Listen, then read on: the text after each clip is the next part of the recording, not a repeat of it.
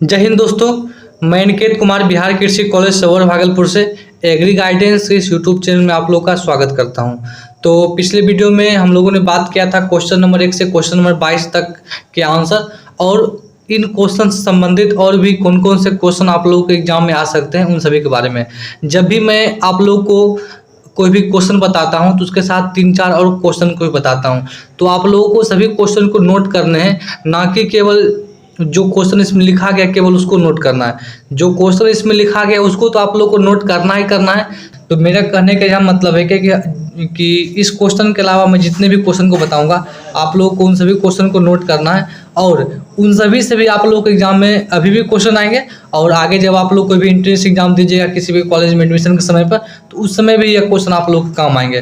तो आप लोग को सभी प्रकार के क्वेश्चन को नोट करने हैं और मैं जब वीडियो में जो भी क्वेश्चन को सॉल्व करवाता हूँ तो मैं कुछ इंग्लिश भी लिखवाता हूँ। तो आप लोग को इंग्लिश भी लिखना है, क्योंकि जब आप आगे के कॉलेज में पढ़ने जाइएगा तो वहाँ पर इंग्लिश में ही पढ़ाई होती है। तो इस कारण से आप लोग को इंग्लिश हिंदी दोनों मतलब कि मिक्स करके पढ़ना है, ताकि जो है अभी तो आप लोग को फ़ायदा हो ही और फ्यूचर में भी है कि आप लोग को फ़ायदा हो। तो चलिए आज के वीडियो में हम लोग जो क्वेश्चन नंबर 23 तक देखते हैं। पिछले वीडियो को नहीं देखा है तो उस वीडियो का लिंक इस वीडियो के डिस्क्रिप्शन बॉक्स में मिल जाएगा, आप लोग उस वीडियो को जाकर देखिए। और यह हमारा वीडियो नंबर 6 है। इससे पहले हम लोगों ने 5 वीडियो को सॉल्व कर दिया है। तो अगर अभी तक आप लोगों ने उस वीडियो को नहीं देखे तो आप लोग वीडियो को जाकर देखें। तो चलिए हम लोग जो है कि क्वेश्चन नंबर 23 से देखते हैं। क्वेश्चन नंबर 23 हमारा है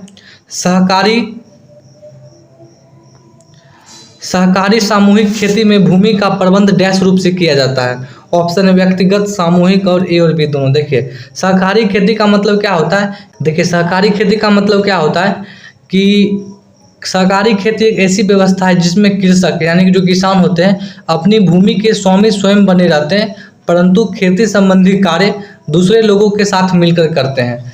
इसका कहने का मतलब हुआ कि अगर मान लीजिए क्या कि अगर रामू कोई किसान उसके पास 2 हेक्टेयर खेत है, श्यामू कोई किसान उसके पास 3 हेक्टेयर खेत है, अगर जो है छोटू कोई किसान है उसके पास 5 हेक्टेयर खेत है, तो ये सभी जो किसान आपस में मिल जाएंगे और वह जो है किसी एक ही प्रकार की खेती करेंगे और सब मिलकर साथ खेती करेंगे। ठीक है, तो इसमें क्या होता है क्योंकि जो ज़मीन जिस किसान का ही ज़मीन रहता है, लेकिन पूरे खेत पर लोग मिलजुल कर कार्य करते हैं और जो भी उत्पादन होता है उसको जो है जो भी खर्च हुआ उसमें से घटाकर जो प्रॉफिट आता है अपने अपने भूमि के अनुसार उसको जो है वो डिवाइड कर लेते हैं। तो इसी प्रकार की खेती को बोलते हैं सहकारी खेती।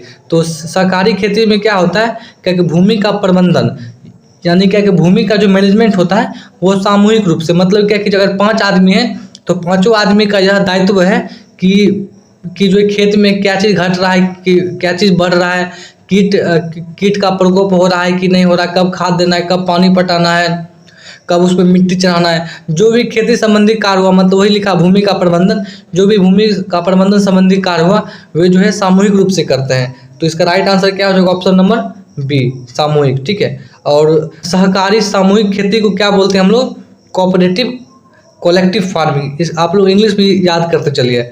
अगला क्वेश्चन नंबर 24, निम्नलिखित में से कौन कार्यकर्ता कृषि विपणन में शामिल होते हैं। तो सबसे पहले हम लोग समझते हैं कि कृषि विपणन का मतलब क्या होता है। कृषि विपणन का इंग्लिश होता है एग्रीकल्चर मार्केटिंग। देखिए कृषि विपणन का मतलब होता है कि जो है कृषि उपज की बिक्री से, लेकिन इसका विस्तृत अर्थ में इसके अंतर्गत वे सभी क्रियाएं सम्मिलित होती हैं जिनका प्रयोग कृषि उपज का कृषक से यहाँ अंतिम उपभोक्ता तक पहुँचाने के लिए किया जाता है। देखिए इसका मतलब हुआ कि अगर कोई फार्मर है, जैसे मान लेते कोई फार्मर ए है, ठीक है, वो जो खेत में अनाज को उपजाया, तो अनाज को उपजाने के बाद वह क्या करेगा क्योंकि वह जो मार्केट में भेजेगा उसको, वह जो बाजार में उसको भेजेगा। अब क्या होगा क्योंकि जो भी अनाज खेत पर उपजा और बाजार से हम लोग खरीद रहे हैं उसके बीच में क्या होता है, बहुत सारे क्रियाएं सम्मिलित होती है। जैसे क्या कि जब कोई भी अनाज खेत से करता है तो उसके बाद क्या होता है, उसका जो है एकत्रीकरण होता है, सबको एक जगह इकट्ठा करते हैं, उनका श्रेणीकरण करते हैं। मतलब जैसे क्या कि अगर मान लेते हैं कि अगर कोई किसान आलू का खेती कर रहा है तो जो बड़ा साइज का आलू होता है उसको हम लोग एक जगह करते हैं। उसके बाद जो मंझला साइज का आलू होता है उसको हम लोग एक जगह करते हैं। जो छोटा साइज का आलू होता है उसको हम लोग एक जगह करते हैं, उसको बोलते हैं श्रेणीकरण। उसके बाद प्रमाणीकरण होता है। उसके बाद हम लोग उसको बेचने के लिए मंडी तक ले जाते हैं। तो वही पूछ रहा है क्योंकि कृषि विपणन में जो है बहुत सारे क्रियाएं शामिल होती हैं। तो इसमें क्वेश्चन पूछ रहा है कि इनमें से कौन कार्यकर्ता जो है ना कृषि विपणन में शामिल होते हैं। कमीशन एजेंट, मुखिया, वार्ड। कमीशन एजेंट को हम लोग जो है दलाल भी हिंदी में कहते हैं। तो इसमें जो है दलाल भी शामिल होता है। जैसे कि अगर कोई किसान खेत में कुछ भी उपजाया तो उसको मार्केट तक कैसे बेचना है, तो जो दलाल होता है वो किसान से डील कर लेता है कि हम जो है तुम्हारे ये उत्पाद को इतना रुपये हम खरीदेंगे। तो वो जो है क्या कि खरीद को लेके जाता है, उसको मंडी में बेच देता है। तो इसका राइट आंसर क्या हो जाएगा? Option number A, commission agent. इसके अलावा और कौन कौन से ऐसे व्यक्ति हैं जो कि कृषि विपणन में शामिल होते हैं, तो आप लोग लिख लीजिए। मैं आप लोग का जो है नाम लिखा देता हूँ। इसमें सबसे पहला आता है ग्राम कचहरी। आप लोग 1 2 करके लिखते चलिए, ग्राम कचहरी। ये क्वेश्चन बहुत बार आया है, ये क्वेश्चन बहुत रिपीटेड क्वेश्चन है। सेकंड आता है कमीशन एजेंट, जो कि यहाँ लिखा हुआ है। थर्ड आता है आधातिया। आधातिया मतलब वही कमीशन एजेंट टाइप को होता है, दलाल, ठीक है। तौल रखने वाला, तौल रखने वाला। बोरों को रखने एवं निकालने वाला, थोक व्यापारी। लिख लीजिए आप लोग, थोक व्यापारी। और लास्ट में क्या आता है? फुटकर व्यापारी। फुटकर व्यापारी को हम लोग क्या बोलते हैं? रिटेलर। फुटकर व्यापारी। यह क्वेश्चन जो है 2-3 बार रिपीट हो चुका है। तो ये सभी जो भी है कार्यकर्ता जो हैं वो कृषि विपणन मतलब कि एग्रीकल्चर मार्केटिंग में शामिल होते हैं। तो आप लोग इन सभी को नोट कर लीजिए। अगला जो हमारा क्वेश्चन है, इनमें से कौन रबी सब्जी है? तो रबी सब्जी का मतलब क्या होता है कि जो ठंडे के मौसम में मतलब कि नवंबर दिसंबर में जिसको हम लोग लगाते हैं। देखिए, बंधा गोभी, बैगन और मिर्च। तो इसका राइट आंसर क्या है? बंधा गोभी। बंधा गोभी को हम लोग जो ठंडी में ही लगाते हैं। और आप लोग जब ठंड का समय आता होगा तो बंधा गोभी हो गया, फूल गोभी हो गया, इस सब का आप लोग सब्जी भी खाते होंगे घर में। तो जो है बंधा गोभी इसका राइट आंसर हो जाएगा। इसके अलावा है कि और कौन कौन सा ऐसा सब्जी है जिसको हम लोग जो रबी मौसम में उगाते हैं, आप लोग सबको नोट कर लीजिए। आलू है, बंधा गोभी के अलावा कौन कौन है? आलू है, टमाटर है, फूल गोभी है, मूली है और गाजर है। इन सभी को हम लोग को जो है रबी मौसम में उगाते हैं। तो इसका राइट आंसर ये हो गया। अगला जो 26 नंबर क्वेश्चन है, निम्नलिखित में से कौन खरीफ की सब्जी नहीं है? ऑप्शन है टमाटर, भिंडी, परवल। तो हम लोग देखते हैं कि जो है खरीफ की सब्जी कौन कौन है। देखिए, खरीफ का सब्जी है भिंडी, आप लोग लिख लीजिए, भिंडी, बैगन, परवल और करेला। ये इन सभी की खेती मुख्य रूप से खरीफ मतलब जब बारिश का समय आता है, ये मई जून आता है, उसमें खेती करते हैं। तो इसका राइट आंसर क्या हो जाएगा? टमाटर। टमाटर जो है खरीफ की सब्जी नहीं है। अगला क्वेश्चन है, इनमें से कौन ग्रीष्मकालीन पुष्प है? तो मैं आप लोगों को तीनों पुष्प का नाम लिखा देता हूँ। अगर पूछेगा ग्रीष्मकालीन, उसको इंग्लिश में क्या बोलते हैं? समर सीजन फ्लावर, ठीक है। ग्रीष्मकालीन पुष्प, ग्रीष्मकालीन पुष्प। आप लोग सब कॉपी में नोट डाउन कर लीजिए। तो ग्रीष्मकालीन में आता है सूर्यमुखी, सूर्यमुखी और जीनिया। इसका आप लोग फोटो जो गूगल पे मिल जाएगा, आप लोग जाकर फोटो देखिए कि जो जीनिया का पुष्प कैसा होता है, सूर्यमुखी का पुष्प कैसा होता है। अगर पूछेगा वर्षाकालीन, वर्षाकालीन पुष्प के उदाहरण, तो लिख लीजिए गुल मेहंदी और एमरेंथस। गुल मेहंदी और एमरेंथस, ठीक है। अगर पूछेगा कि जो है शरदकालीन सब्जी, अगर पूछेगा कि शरदकालीन फूल का नाम, मतलब कि जिसको फूल को हम ठंडी में लगाते हैं, क्या पूछेगा? शरदकालीन पुष्प का नाम, तो वो हो जाएगा गेंदा। आप लोग ठंडा के समय में गेंदा का फूल को देखे में खिला रहता है। Dahlia, carnation, China aster. तो इसमें पूछ रहा है क्या कि इनमें से कौन जो है ग्रीष्मकालीन पुष्प है? तो इसका राइट आंसर क्या हो जाएगा? ऑप्शन नंबर सी, सूर्यमुखी। आंवला में कटाई छटाई का समय क्या है? तो इसका राइट आंसर हो जाएगा ऑप्शन नंबर बी, जनवरी फरवरी। क्वेश्चन नंबर 29 हम लोग का है कि निम्नलिखित में से कौन धान की लंबी अवधि वाली किस्म। तो देखिए लंबी अवधि वाली किस्म का मतलब हुआ कि वैसी किस्म जो 175 से 180 दिन में पककर तैयार हो, तो उसको बोलते हैं लंबी अवधि वाली किस्म। तो इसमें कौन कौन आती है, इसमें 3 आती है, बहुत इंपॉर्टेंट है, गौतम, प्रभात, रिछारिया। और लास्ट का जो वैरायटी है रिछारिया, वो बिहार कृषि कॉलेज सबौर भागलपुर में जो है बॉयज हॉस्टल का नाम है रिछारिया। तो इन तीनों को आप लोगों को ध्यान रखना है। और ये तीनों जो धान है वो बोरो धान है, बोरो धान है। आप लोगों को कमेंट करना है कि बोरो धान की बुआई कब करते हैं। तो इसका राइट आंसर क्या हो जाएगा, ऑप्शन नंबर ए, प्रभात। ठीक है, गौतम, प्रभात और रिछारिया तीनों जो है लंबी अवधि यानी कि 175 से 180 दिन में पकने वाली फसल है। धान से एक और क्वेश्चन आता है एग्जाम में कि धान की खेती के लिए किस प्रकार की मिट्टी चाहिए। मैंने पिछले वीडियो में भी बहुत बार बताया है कि धान की खेती के लिए जो है चिकनी मटियार या मटियार दोमट मिट्टी, जिसका पीएच मान 4 से 7.5 के बीच और सर्वोत्तम पीएच मान जो होता है वो 6.5 होता है। इस सभी पॉइंट को आप लोग को याद कर लेना। अगला जो क्वेश्चन है, क्वेश्चन नंबर 30, खरीफ धान की बुआई का समय है। तो खरीफ धान की बुआई हम लोग कब कर, देखिए धान का जो है खेती मुख्य रूप से हम लोग खरीफ के मौसम में करते हैं, लेकिन अभी क्या हो रहा है धान की खेती जो है तीनों मौसम मतलब खरीफ, रबी और जायद तीनों में करते हैं। तो अगर हम लोग धान की खेती खरीफ में कर रहे हैं उसको खरीफ धान कहते हैं। अगर धान की खेती जो है ठंड के समय में कर रहे हैं तो उसको बोरो धान कहते हैं। अगर धान की खेती जो गर्मी के समय में कर रहे हैं तो उसको गर्मा धान कहते हैं। मतलब कि एक खरीफ धान हो जाएगा, एक बोरो धान हो जाएगा, बोरो मतलब रबी मौसम, ठीक है, रबी ऋतु में, और एक क्या हो जाएगा गर्मा धान। ठीक है, देखिए खरीफ मतलब क्या होता है कि जब बारिश स्टार्ट होता है, मतलब कि मई जून, ठीक है, मई जून के आसपास होता है। तो इसका बुआई का समय कब है, मई और जून। इसमें आप जो है 5 महीना जोड़ दीजिए तो क्या आएगा, अक्टूबर नवंबर, आप लोग लिख लीजिए। ठीक है, यह बुआई का समय है और यह जो है कटाई का समय है, दोनों एग्जाम में पूछता है। गर्मा, उसके बाद बोरो धान की बुआई का समय हो जाएगा यही अक्टूबर से नवंबर, क्या हो जाएगा अक्टूबर से नवंबर, और इसमें आप 6 महीना जोड़ दीजिए, क्या आ जाएगा अप्रैल, मतलब अप्रैल तक इसको हम काट लेते हैं।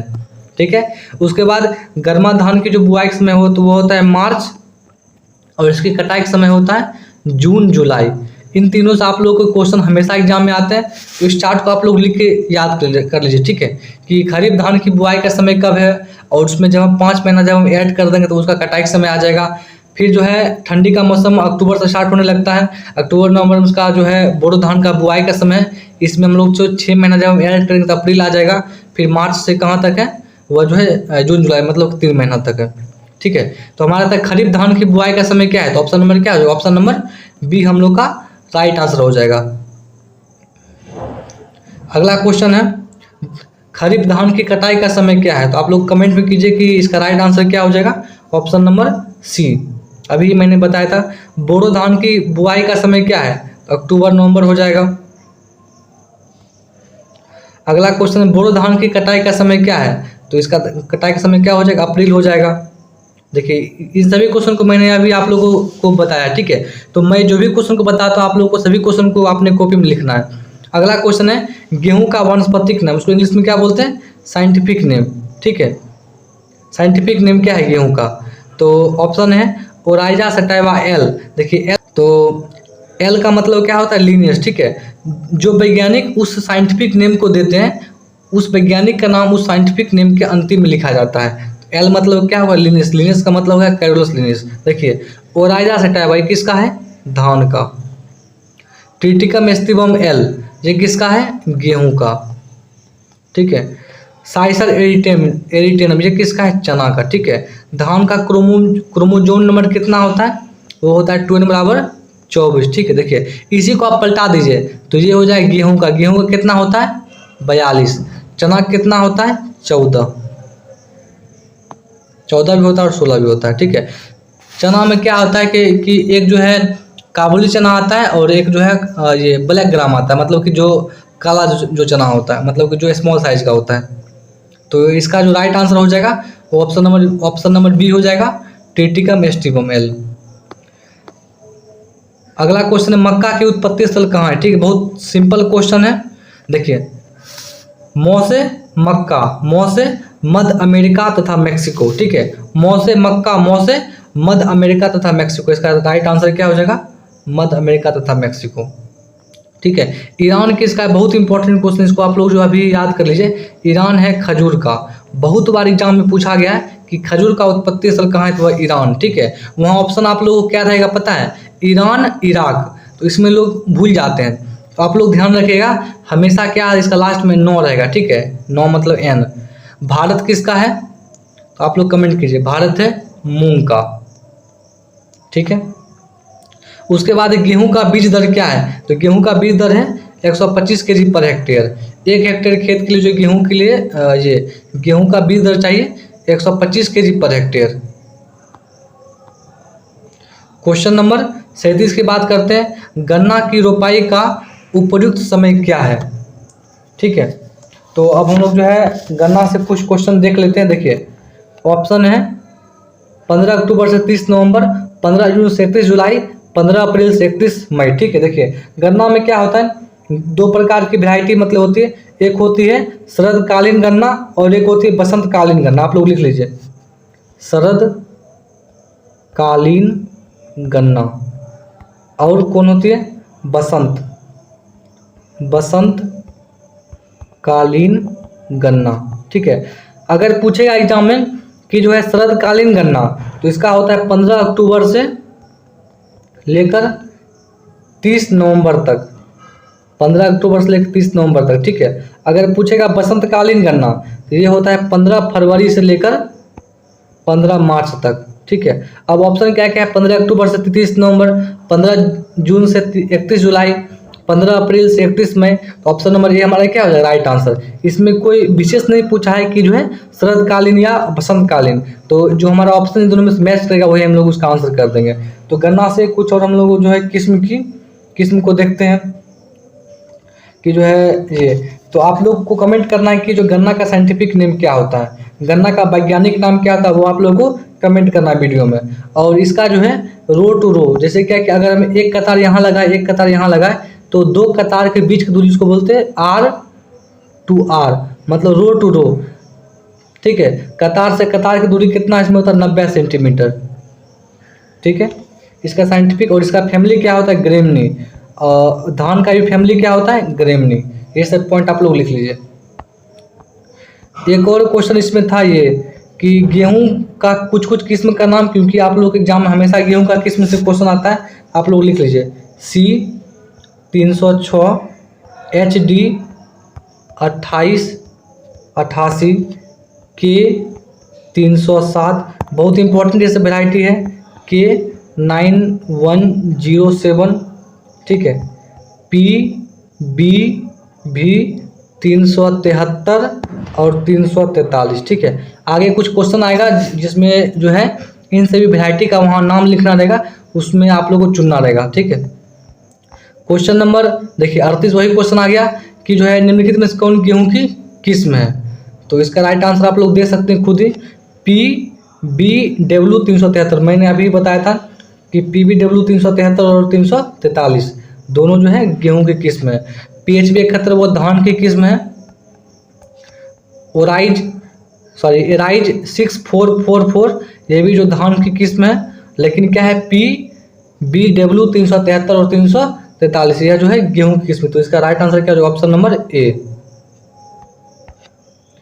कृषि वर्ष कब से आरंभ होता है? ये बहुत इंपॉर्टेंट क्वेश्चन है। तो कृषि वर्ष आरंभ होता है मई जून से, जब बारिश का समय आता है। ठीक है, अगला जो 40 नंबर क्वेश्चन है कि निम्नलिखित में से कौन अंतर्वर्ती फसल का एक उदाहरण, कुछ एग्जाम्पल लिखा देता है, उसको आप लोग को याद कर लेना, क्योंकि इस प्रकार के क्वेश्चन क्या होते हैं जब एग्जाम में आते हैं तो अक्सर लगभग स्टूडेंट जो है इस प्रकार के क्वेश्चन को छोड़ देते हैं। अगर आप लोग 5-6 एग्जाम्पल को याद कर लेते हैं तो ना केवल अभी जब आप लोग आगे के एग्जाम दीजिएगा, चाहे जब आप लोग आगे की पढ़ाई कीजिएगा, तो उस समय भी जो आप लोग को यही एग्जाम्पल देखने को मिलेंगे।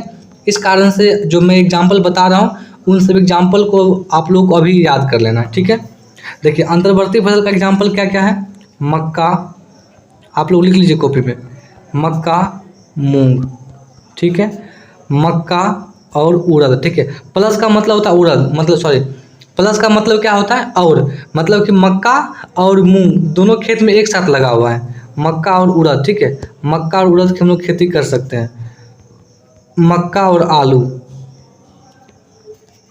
गन्ना और आलू, आप लोग लिख लीजिए गन्ना और आलू, क्योंकि क्या होता है कि गन्ना के दो कतार के बीच की दूरी कितना होता है 90 सेंटीमीटर, मतलब कि 90 सेंटीमीटर, तो उसके बीच में बहुत सारा खाली जगह होता है, उसके बीच हम लोग जो आलू का खेती कर सकते हैं। गन्ना और भिंडी, गन्ना और भिंडी, और एक लिख लीजिए अरहर और मूंगफली, अरहर और मूंगफली, मूंगफली को इंग्लिश में क्या बोलते हैं ग्राउंड नट, ठीक है। अब देखिए इसमें पूछा है इनमें से कौन अंतर्वर्ती फसल का उदाहरण है।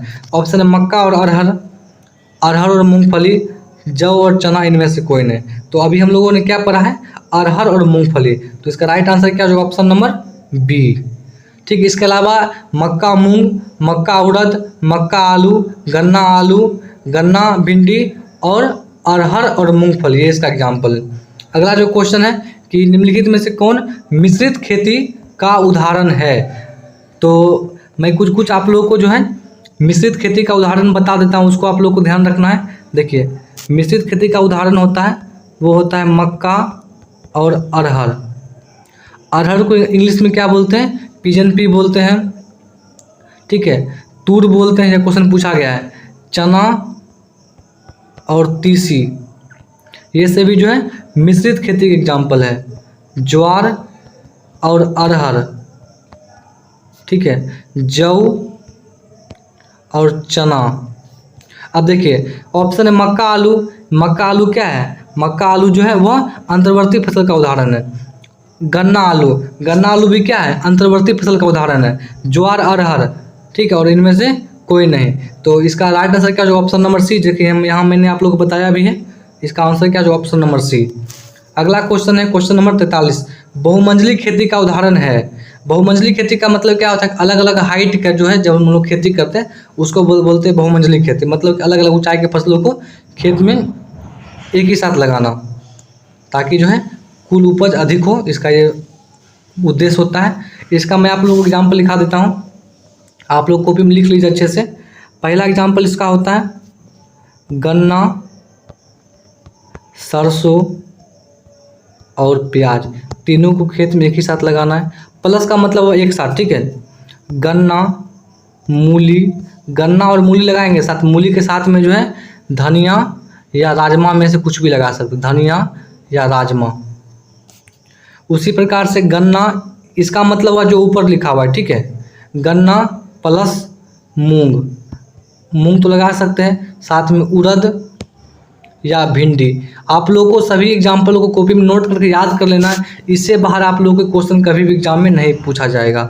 अरहर और मूंगफली, ठीक है। अब देखिए ऑप्शन क्या क्या है, कौन सा उदाहरण है। देखिए पहला ऑप्शन क्या है अरहर और मूंगफली, यहाँ पर मैंने बताया है अभी तुरंत कि अरहर और मूंगफली जो है अंतर्वर्ती खेती में भी आता है और बहुमंजिली खेती में भी आता है। तो ऑप्शन नंबर ए इसका क्या हो जाएगा राइट आंसर हो जाएगा, ठीक है। अगला क्वेश्चन है पूसा रेड किस सब्जी की किस्म है। ऑप्शन है आलू, प्याज, गाजर। देखिए आलू का जो भी किस्म होगा सब किस्म के आगे क्या लगा हुआ कुफरी, अगर कोई किस्म के आगे कुफरी नहीं लगा हुआ तो आप समझिएगा वो आलू की किस्म नहीं है, समानता यही होता है, ठीक है। और प्याज है, गाजर है, तो पहले तो इसका जो राइट आंसर वो हो जाएगा प्याज, ठीक है। इसके अलावा जो है कि प्याज का और कौन कौन सा किस्म, देखिए प्याज का क्या होता है, प्याज का छिलका के रंग के आधार पर प्याज की किस्म को जो है, प्याज के छिलका के रंग के आधार पर प्याज की किस्म को जो 3 भाग में डिवाइड किया गया। एक होता है लाल छिलका वाला प्याज, और एक होता है सफ़ेद छिलका वाला प्याज, एक क्या होता है पीला छिलका वाला प्याज। इन तीनों वेराइटी को आप लोग याद रखना, ठीक है। लाल में आ जाएगा पूसा रेड, क्या आ जाएगा पूसा रेड एक साथ, ठीक है।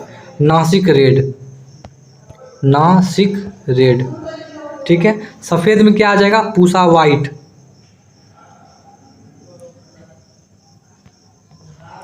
पूसा वाइट प्लेट, ठीक है। और पीला में क्या आ जाएगा अर्का पीताम्बर, अर्का पीताम्बर। इसमें आप लोगों को चीज़ को ध्यान रखना है, अगर कोई वैरायटी जो है ना IARI पूसा से निकलती है तो उसके नाम पहले पूसा लगता है, ठीक है। अगर कोई वैरायटी जो है ना ये बेंगलोर से निकलती है तो उसके नाम का आगे अरका लिखा जाता है। तो इसका जो राइट आंसर हो जाएगा वो हो जाएगा पूसा रेड। ठीक है, वो हम लोग देख चुके हैं। और प्याज का वैज्ञानिक नाम क्या है तो वो आप लोग को पता होना चाहिए। तो प्याज का वैज्ञानिक नाम होता है एलियम सेपा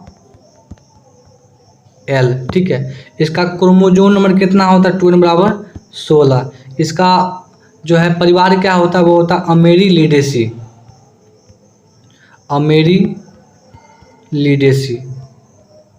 ठीक है, इन सभी चीज़ों को आप लोग को तो ध्यान रखना है। और इसमें क्या होता है कि इसमें घटक पाया जाता है जिसके कारण क्या क्या होता है, जब हम लोग प्याज को काटते हैं तो क्या हम लोग आँख में आंसू आ जाता है। मतलब कि एक विशेष गंध और स्वाद के कारण क्या होता है कि हम लोग आँख में आंसू आ जाता है। तो उस जो वो घटक होता है उस घटक का नाम है अलाइल प्रोफाइल डाइसल्फाइड। इसको आप लोग लिख लीजिए, ये बहुत इंपॉर्टेंट, क्योंकि प्याज से अगर कोई क्वेश्चन आया तो ये क्वेश्चन एग्जाम में बहुत बार आता है। Allyl profile, allyl profile disulphide. ठीक है, अगला क्वेश्चन है मिर्च किस कुल का पौधा है? सोलिनेसी, क्रूसीफेरी, अम्बेलिफेरी। तो मिर्च जो है सोलिनेसी कुल का पौधा है।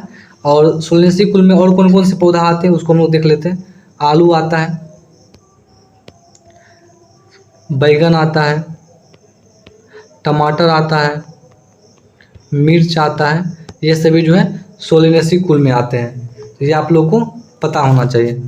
अगला जो क्वेश्चन है 45 नंबर, प्राइड ऑफ इंडिया किस सब्जी की किस्म है? ऑप्शन है फूल गोभी, पत्ता गोभी, आलू और इनमें से कोई नहीं। देखिए प्राइड ऑफ इंडिया जो है पत्ता गोभी। ठीक है, तो पत्ता गोभी से हम लोग जो कुछ क्वेश्चन को देखते हैं। सबसे पहले पत्ता गोभी का वैज्ञानिक नाम क्या होता है? Brassica oleracea variety capitata. क्या होता है? Brassica oleracea variety VAR। ठीक है, वेराइटी डॉट कैपिटाट। ठीक है, इसका क्रोमोजोम नंबर कितना होता है? 2n = 18। इसका जो है यह जो है पुर्तगाली के द्वारा भारत में लाया गया था, आप लोग लिख लीजिए। इसका उत्पत्ति स्थल होता है भूमध्य सागरीय एवं साइप्रस होता है। इसकी जो है किस्म अगेती, मध्यम और पिछेती किस्म होती है, आप लोग लिख लीजिए। ठीक है, अगेती में आता है प्राइड ऑफ इंडिया। क्या आता है? Pride of India. मध्यम में आता है पूसा मुक्ता। ठीक है, और पिछेती में आता है पूसा ड्रम हेड। क्या आता है? Pusa drum head. तो आज के इस वीडियो में इतना ही। अगले वीडियो में हम लोग बात करेंगे कि क्वेश्चन नंबर 46 से लेकर क्वेश्चन नंबर 70 तक के बारे में। तो यह जो है 2021 का प्रीवियस ईयर क्वेश्चन है। तो इन सभी क्वेश्चन को आप लोग अच्छे प्रकार से लिख के याद कर लेना। इन क्वेश्चन के अलावा मैंने जितने भी क्वेश्चन को जो लिख के बताया उन सभी क्वेश्चन को आप लोग कॉपी में नोट कर लीजिएगा, क्योंकि इन्हीं सब क्वेश्चन से आप लोग के एग्जाम में क्वेश्चन आते हैं। तो आज के इस वीडियो में इतना है। और आप लोगों से रिक्वेस्ट है कि अगर यह वीडियो आप लोग को अच्छा लगा होगा तो इस वीडियो को लाइक कर दीजिए, क्योंकि इस वीडियो को बनाने में बहुत सारे टाइम लगता है, बहुत सारी चीज़ों को पढ़ना पड़ता है, तब एक वीडियो बनकर आप लोग के लिए तैयार होता है। खैर, यह वीडियो अगर अच्छा लगे तो अपने दोस्तों को भी शेयर कीजिए। तो इस वीडियो को देखने के लिए बहुत बहुत धन्यवाद।